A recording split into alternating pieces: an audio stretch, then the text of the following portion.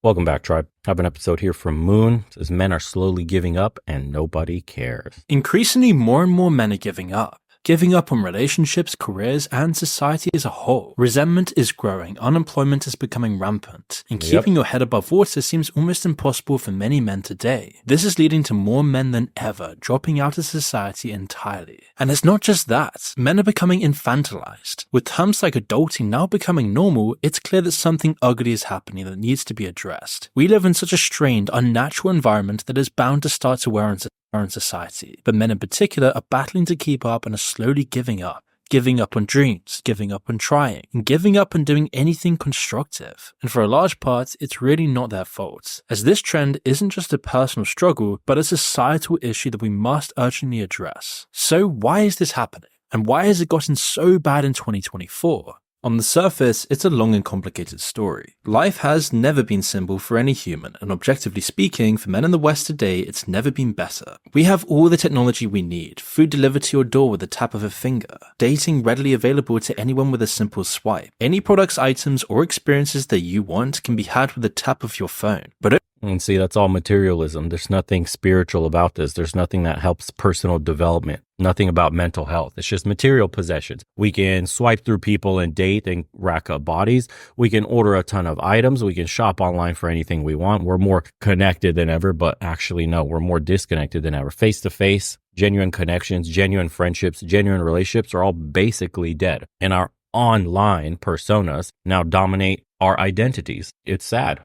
But over time, all of these comforts of life destroys the importance and necessity of struggle. Without any value placed on higher goals, where there just is no reason to care, means there's no reason for people to properly live or have the will to achieve greatness. Which is probably why 40% of young men aged 18 to 45 meet the criteria for depression, and 49% of 18 to 23-year-olds have had a thought of passing themselves in the past 2 weeks alone. And we're seeing the symptoms of this problem everywhere. The sapping away of our vision and ambition permeates in all aspects of modern society today. That number is scary, guys. Almost 50%, 49%. 49% society doesn't stop for a second and ask the question, what's going on here? What are we doing to young people? I don't know. Hey, but we got to send this billions of dollars overseas to help this country. That doesn't affect us whatsoever. Can't notice that, though. Go back to watching football and playing video games. Quiet down. Our culture, architecture, relationships, bodies, and minds. Past civilizations before us have always placed their emphasis on beauty, wisdom, and logic for all the population to see, with great town squares, bustling with art, life, and community. These things were placed above all else as the bedrock of their societies, laying out a code of honor and struggle in its people to achieve greatness. Comforts were shown in art and culture, but as an aspiration for achieving something great, for following your mastery. But today our cities are mostly devoid of all of this character,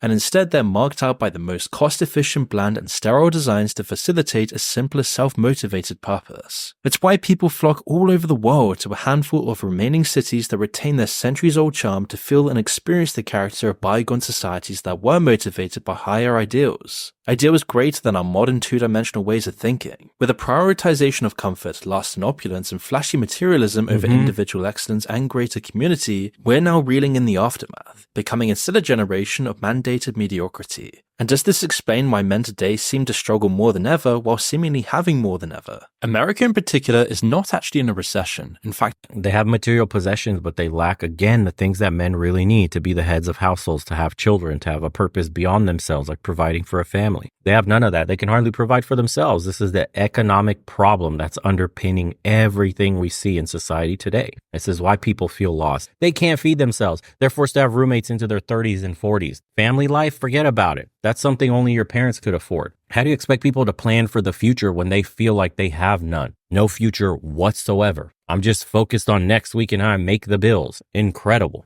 On paper, the economy looks like the best it's been in a while.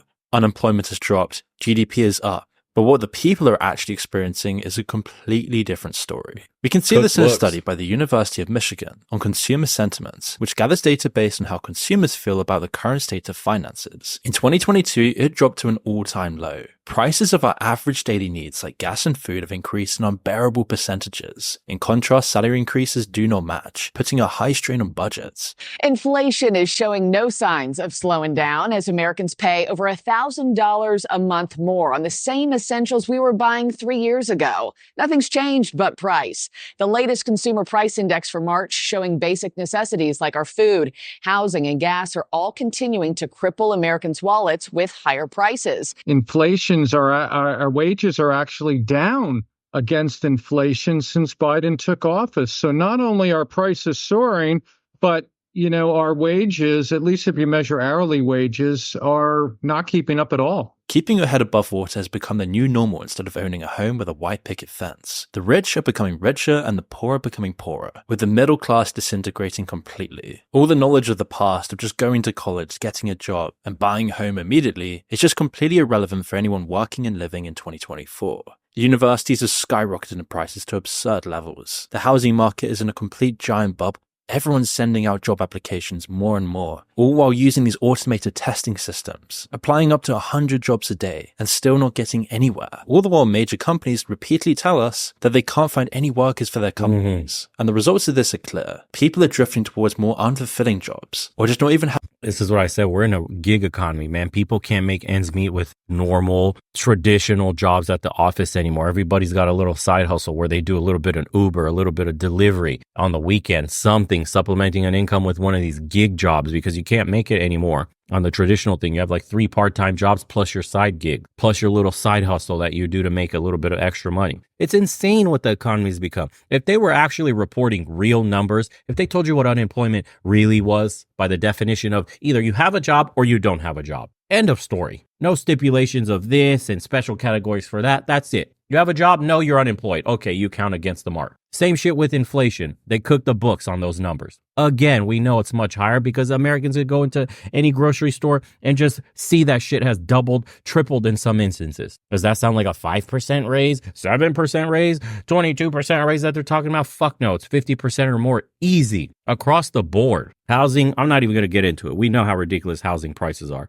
Having a job at all, while the rich buy up resources, real estate, and everything that used to be the cornerstones of the middle class, that is now just an investment hidden through an offshore bank account for some giant investment fund. Basically, what they want to do is create a nation of renters. BlackRock coming in and giving them more money than the house is worth. How much more do they give them? They can give them, 30% above. Really? Which is money. And then they just lease those homes out. And they lease them out. It's part of this idea that home ownership and automobile ownership and all of these things, these legacy systems that people want to get rid of. And they go, rent a house, use Uber, Lyft, whatever. You don't need to own. What does owning do for you? That's that famous article, you'll own nothing and be happy. Right. And because of this, all saving plans for regular people are halted because living paycheck to paycheck means there just isn't enough for a savings plan. And whilst there is still some hope to dig your way out, for most, this does begin a damaged path. People end up working in a job that's not in their field, something that they hate to do every day, and eliminates the experience they need for the job in their field. And so even the experience they are getting is just completely useless for getting back on track. In effect, their now entry-level position is further deviating them from becoming lawyers, psychologists, or whichever career path they studied for. And if the middle class is experiencing this, then the lower earners are feeling this even more. The jobs they once had a chance of landing now go to the middle class, while they get hit a bump lower, which is putting millions of people in dire straits. They face working twice as hard for minimum wage, juggling between jobs, partaking in the gig economy with absolutely no security, all with an extreme pressure to keep up with daily expenses in a completely overpriced megacity. And the truth is, both middle and lower earners are now taking a huge hit to their egos. They feel disrespected through no fault of their own. As no man wants to feel like a failure. They don't want to feel like they're not providing or on their destiny. Imagine putting in the hours and effort to get a degree and then having to take a job that's not even within the field you studied for. Well, this is just regular life for most people nowadays. It's making men feel incredibly depressed and isolated. They watch all this stuff on social media. They see people flexing the Rolexes on their Instagram stories. Meanwhile, they're struggling to survive, living a life they absolutely hate. And when friends and family ask about it, they suffer the humiliation of explaining why they had to take what was available. Even though it isn't humiliating at all, and they're doing what they can to survive, it definitely takes a huge effect on their mental health, especially as it wasn't that long ago, where it was actually normal to enter the workforce with a mentor who would show you the ropes and encourage you and push you to learn more. Starting at the bottom didn't seem so bad because there was an opportunity to grow and reap more rewards, but this imperative step is slowly slipping away. Companies It's almost dead completely. Like the entry level jobs you get are now dead ends. It's not a stepping ladder to a higher position or the famous, I started in the back room filing papers or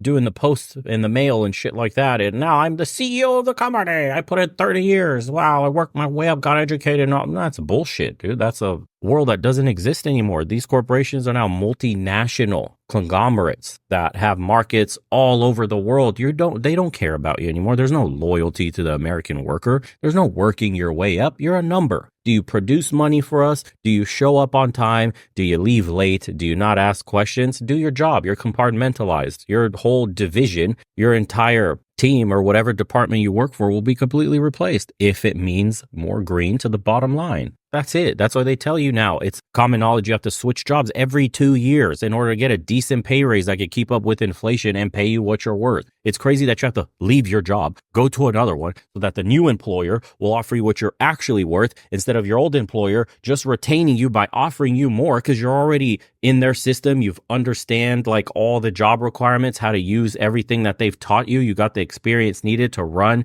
whatever it is that they got you running there and doing. Nah. We're going to give him a 5-cent raise. Here's 50 cents and a pizza party with some garbage DiGiorno or whatever the fuck they give you and the off-brand Coca-Cola. That's insane, bro. That's insane. That should tell you what these companies think about you. Years of prestige have forgotten the generation with no experience. And for many companies, this is what they want. This is actually the ideal scenario, where they have people so desperate, so in need of experience, that they can treat their workers like absolute trash. The cost of having a job also plays a part in stripping them of their dignity. Transport costs to their job, depending on the amount, could take a huge chunk of their salary, so that at the end of the day, they can only pay for rent or food and not both. A government grant could replace their salaries, and they earn more or less the same amount. What's also helping to pay the bills is, as I said, the U.S. government, in particular, our disability programs for people who are unable to work. Those programs seem to have morphed away from their original humane intention and now seem to provide an alternative income source to regular employment for several millions, for millions and millions of these guys. If a job doesn't support your basic needs of a home, food, and transport, it wears thin in justifying the effort for this job, especially if you're not getting any experience. And in most cases, if you go into the gig economy, absolutely no security either. All for minimum wage. There's even a new term called quietly quitting, where you do the bare minimum of your job to the point that you're almost rendered useless and you get fired or simply quit. The fact that this term even exists shows that attention is desperately needed to solve this problem. And while this is happening, it's becoming more and more common for both partners in a household to be living the same life, or even with most males' partners actually being the breadwinner. And whilst this isn't necessarily a problem at all, it is leading to some weird modern problems in the household. Men with families are actually switching their roles with their wives, except they're not actually doing what their wives would do if they were to stay at home. When you look at what I guess in Britain is called NEET, N-E-E-T. Do you say that also in Australia? Neither employed nor in education or training. When you look at that huge group of well over 6 million prime age men, the story they're telling about their lives is really pretty devastating. It's pretty distressing. They basically don't do civil society. There's almost no worship, almost no volunteering, almost no charitable work. They've got a lot of time on their hands, but they report doing strangely little help around the home or help with other people at home. Because of the situation, some men may feel a sense of worthlessness and resentment. Some men might take an hour to clean up the house and fetch the kids, but the rest of the day they sleep or play games. In some cases, the wives work and then come home to finish the chores their husbands were meant to do but didn't. And whilst this might cause huge marriage problems, it still feels better off to the husbands. If asked what they do for a living, saying they're on a break or working on a project beats the humiliation of saying they work in McDonald's with a useless degree on their back. Men without families have nothing to lose, so they stop working. Yeah, men without families. But if you're one of those dudes he just mentioned that stays at home and you can't even clean for an hour, you're already in a cucked position that your woman has to work and earn the bread. The fact that you got a woman shows that as long as she did her job, she selected someone with potential, or you may have lost your job later, or you may have decided she earns more and you're staying. I don't know what the fuck the reason is, bro. But if you're staying at home and your woman's earning all the bread, clean the fucking house up, you bum. You got your kids. Be active father in their lives. Don't go just doing an hour worth of work. Like some of these reports, they're true. We can't not say that it's not entirely a man's fault. Like you're in this exact position. You're fucking playing video games all day while the kids are off at school. And then when the kids come back, the mom's watching them after she just got off of work. Like you're not an active father in your kid's life or making the best of it while you're babysitting the kids. Just doing shit, going outside, touching grass, walking in the backyard, something. Get the fuck out of here, bro. Some of these men are inexcusable, but for the rest that don't have families, have nothing to live for, it's understandable how they get lost and in this death loop that they're in, this cycle that they can't escape. They just need somebody to reach out, another man that can show them the way out. Most guys want to change. They just don't know how to change or what change looks like. That's the whole point of why private communities and shit keep sprouting up. Why men always are looking to forums,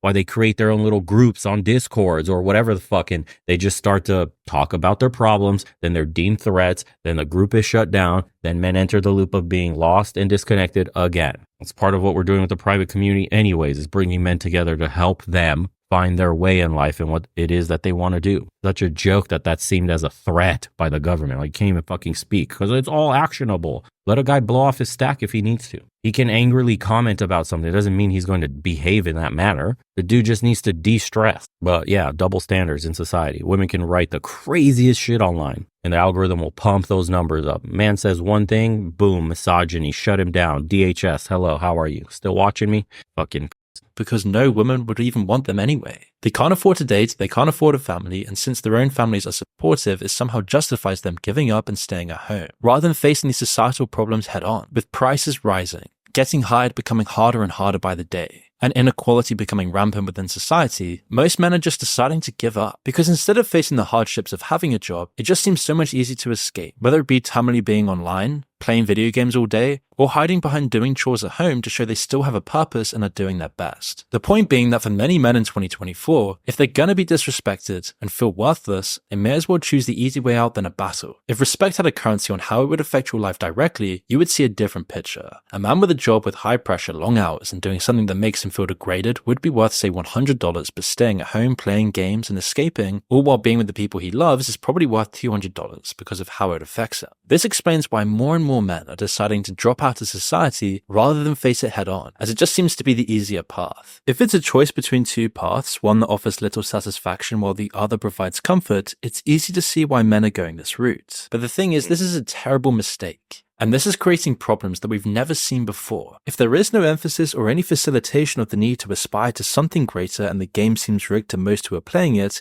it's hardly a surprise record numbers of men are dropping out and giving up on the game entirely. The problem is that if you consider this from like a red pill lens and say like, is this a societal shit test? If you consider this a societal shit test, then opting out of the game completely is you failing the test. Like dissatisfaction, but working on yourself and taking years for improvement and seeing the light versus comfort, the quick drug that kills all dreams. Most men are choosing the comfort. The comfort is in not playing the game. So in a way, this one hurts the egos, and there's going to be men that will disagree, but it's the brutal truth. Like you not playing the game and not engaging in society. Remember, we're talking about a specific guy that has no job, can't hold one down, is a leech on everyone around him, probably taking government benefits, right? Unemployment, all that shit. If you have everything together, you're not part of this group. You choosing not engage in dating is something completely different than the guys I'm talking about. But for those guys that are watching this video in this exact predicament, you failed the shit test. Society has won against you. And that's unfortunate because they only win when you quit. Not going to go in a big motivational spiel,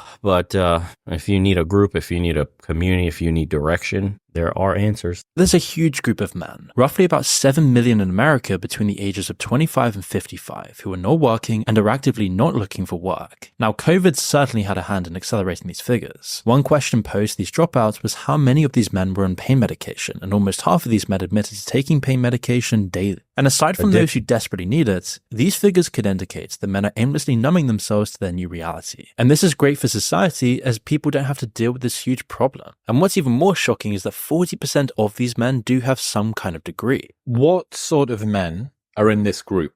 Demographically, education, family structure, ethnicity, who makes up this group? surprisingly large, we say, representation of guys with college or even college degrees. 40% of this group has at least some college, and as I recall, about a fifth or a sixth are college grads. The decision to be in this state is closely related to changing times. We've already discussed the effects of brain rot in another upload, which disabled problem-solving in Generation Z and has already presented problems in finding jobs. They are quick to quit at the first difficult task and move on to find something else, but what happens when options run dry and they find themselves simply stuck in limbo? Giving up seems to be the next step, and accepting that is easy when they're discouraged by the situation. Working off of surveys, the data compiled indicates these men are not only not working, but they're cutting themselves off from their communities, or there's no incentivization for them to even have any community in the first place. They're hiding out because going out would mean meeting new people who might oppose their lifestyles. It makes it uncomfortable. Why leave when you can just aimlessly watch brain rot content and numb yourself with weed or pain medication and stay inside in the wall? Yep. And when you go out, it costs money, which they already don't have no money. So they don't want to look like losers because they don't want to get a job because they chose comfort over obviously struggling like everybody else to make it. Dude, it's a vicious loop, and it's like a doomer mentality, and these people will never get out of it until they realize like the power's in their own two hands, and action every single day compounds greatly over years where you could be in a position you could have never imagined. And I mean a positive one. But it's not your job to convince these people. It's like that quote where you could take a horse to water, but you can't make them drink. You could tell people exactly what they need to do, but unless they make those steps and take the effort, it's useless. Can't force people to do shit. So for these specific men, they chose their hard. We all do. It's hard to make it, and it's hard when you don't make it. So pick. I'd rather struggle and bust my ass and see very little returns, hardly any gains, because the alternative is just as shitty, if not worse. So this comment section says, men have checked out. I'm one of them. I gave up on ever having a family. There you go. After my second marriage. So this dude's already older and married. I filed for divorce twice because of infidelity. So again, he's not the woman's first choice. I wonder why. First wife effed my best friend. There you go, bro. If we could see what this guy looks like and we could get a fly on the wall kind of view of his relationship, I guarantee you zero boundaries, zero self-respect, picks the wrong women, doesn't lead the household. His best friend wasn't ever even his best friend. When your own friend doesn't respect you and does that with your wife, bro, you're a walking wallet and a spineless person. Like, it is what it is. Then she got pregnant. Then she tried to make him raise it. That sounds like textbook clear as day beta. Raise it through guilt. Thank God for DNA tests. Second wife had someone on the side, of course. Nothing means anything to anyone anymore. They normalize every negative behavior to avoid shame and accountability. No one cares about me. It's literally the deepest void I've ever been because I had a dream, but it doesn't matter. I just stay here because I have to show up for the holidays for family. Everything is meaningless. Society caters to weak, brain-dead people. Oh, well. I'm tired of hearing this issue talked about with a condescending undertone. There you go. The cause of the problem is obvious, but everyone still tries to blame men. People need to be incentivized to work and not shamed and ridiculed. Why would I fight the leprechaun if there's no pot of gold at the end of the rainbow? Very simple. No girlfriend, no wives, no kids, no respect, no reason. Another one. There's no point in doing anything for a society that actively hates you and blames you for the world's problems. See, here's a unique one here. I'm a veteran and I fit every category of this video. Divorced. She decided she didn't want to be with me anymore despite all my offers for marriage counseling. I tried to save it, but I guess I was just never enough. Could never afford to take my wife on dates. Here we go. Man, come on, bro. Could never afford to take my wife on dates. Barely made enough to keep a roof over our heads while I was in the military. I've been on antidepressant for years. Now lives with my parents. If it weren't for them, I'd be homeless. I'm in college full time, but can't find a job. Not even at Walmart or Home Depot. I gave up a long time ago. Something is very wrong with society, and it's hard to go through this. Even worse, it's not going to get any better. Already lost my little brother. He gave up 2 years ago. Life's hard. Stay strong, guys. But I mean, do you see when you just highlight certain portions of the text? Could never afford to take my wife on dates. Barely enough to keep a roof over our heads. In the military. Deployed. Probably gone. Antidepressants for years. Bro, it's not a surprise your life headed in that direction with your first marriage. Oh, here's one. As a 54-year-old man married 34 years with 2 grown children, I don't blame young men for not wanting to get married or join the military today. If you get married, there's a very high chance of divorce and getting financially wrecked by the legal system that is anti-male. Fact. Modern women in America are not worth marrying anyway, as the gynocracy has ruined them. I got lucky and found my wife from overseas. Wow, would you look at that? Look at that. 54-year-old married 34 years, 2 grown children. Wife from outside America. How many fucking times do I have to tell people? Former Marine. I would advise not joining the woke military with terrible leadership that will likely send you to a needless conflict and get you killed. Instead, young men should focus on themselves. Educate yourself or find a trade. Same shit I've been saying. Stay fit and eat healthy. Again, mind, body, spirit. Align all that stuff. Avoiding drugs and alcohol. Again, be the best version of yourself you can be. Not for society, but for yourself. Again, excellent. Do you see the stark contrast? 54, 34-year marriage, 2 grown children, wife from outside of America. Anyways, let me know what you guys think in the comments below. And how you're faring in society today. Some of the older guys, what they're seeing. Some of the young guys, what you're seeing. And if you haven't already, follow us up on the second channel. We do videos almost daily there because we have meetings 5 days a week. Come have a conversation with us. Maybe it'll help you. Maybe it could be the direction you need. A ton of guys have already been helped and have had life-changing transformations. So if you think you may be one of these people, look up the second channel, see the conversations we're having. And if it's something you're interested in, links are in the description below to join. Everybody else, appreciate you for buying things like mugs or the shirts or doing the private consultations. They help the channel directly. And I'll see you guys on the next one. Take care, everybody.